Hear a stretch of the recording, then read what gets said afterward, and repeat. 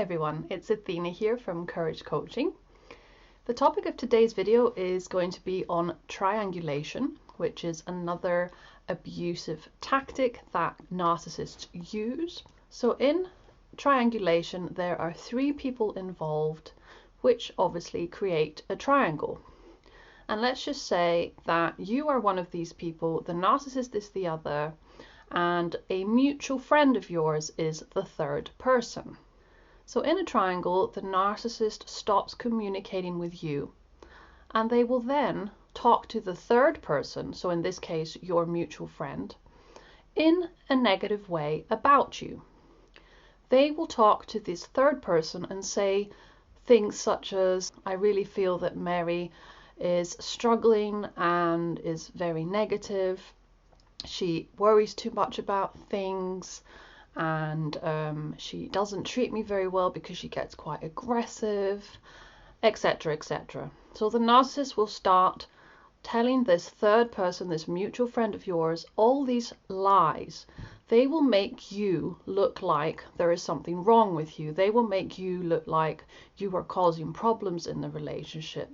And the reason the narcissist does this is because if in the future something happens and you have a major falling out, or if in the future the shit hits the fan and something major happens, the narcissist has already prepared for that and has already got somebody on their side, has already got somebody else's sympathy, and has already presented themselves as being the victim, because they have told this third person that you are aggressive, that you are needy, that you are negative, and that you've been causing problems in the relationship. Now, this third person obviously is being manipulated by the narcissist. And the narcissist obviously wants to create a breakdown in their relationship with you.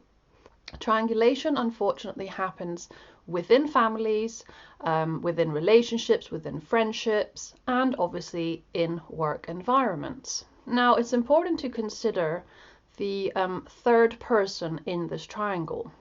The third person can respond in three different ways. The first way they can respond is to take the narcissist's side without talking to you and without asking you any questions. Now, the second way this third person can respond is to not respond at all. So they will not try and help, they will not try and stand up to the narcissist, they will just do nothing. They will be an enabler, in other words. Now, the best scenario of the narcissist trying to talk to a third person and turn them against you is if this third person is an empath. An empath would question the narcissist. They would say, are you sure Maria is saying that? Because that really doesn't sound like her. I might talk to her myself. An empath will hear their side, but will also want to talk to you. Now, triangulation, like I said at the beginning, happens because the narcissist wants to always come on top. They always want to be in complete control. They want to present themselves as the victim, and they want to constantly deny that they have done anything wrong. They will use this person to deflect anything bad about them onto you and make that third person an ally that will then side with the narcissist when things don't work out with you. Triangulation, in other words, means that the narcissist collects what is known as flying monkeys. Now, flying monkeys are enablers, and they also are people that will be on the narcissist side. And no matter what you may say to these people, even if they are maybe mutual friends, they will take the narcissist side against you, because the narcissist will have already manipulated them into believing that you are the one with the problem. Now, as you can imagine, this will make you feel incredibly frustrated, incredibly helpless, and you will not be able to do anything to convince this person. And you will feel completely isolated.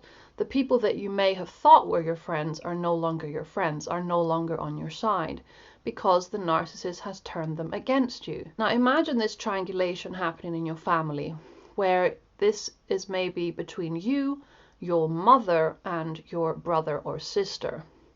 Now, your mother, who is the narcissist in this case, may try and manipulate your brother or your sister and say something to them like, Maria was saying these things about you and I didn't like her tone of voice. I didn't like the way that she was talking about you. I think she was being very negative. I don't think that she wants the best for you. Now, you can imagine what happens in this case.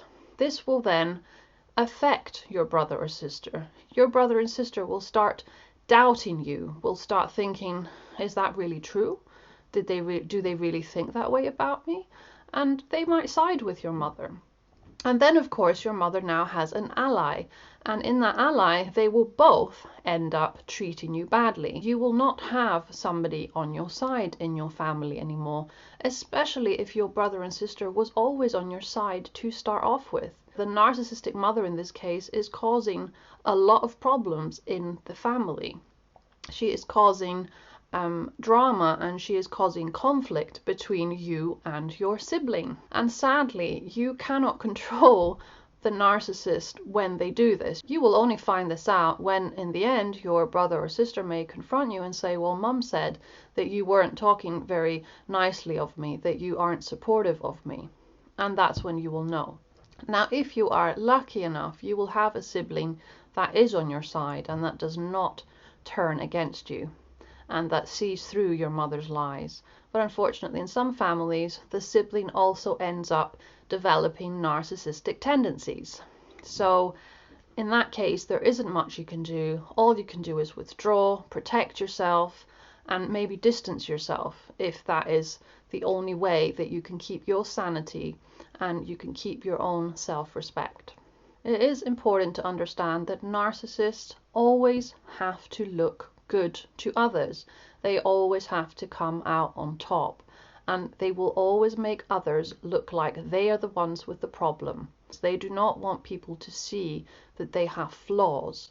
They want to be positive, they want to be successful, they want to be strong, and they would hate anybody that stands in their way and makes them to look like they have the problem. Unfortunately, the victim of this whole triangulation ends up feeling completely powerless and completely hopeless.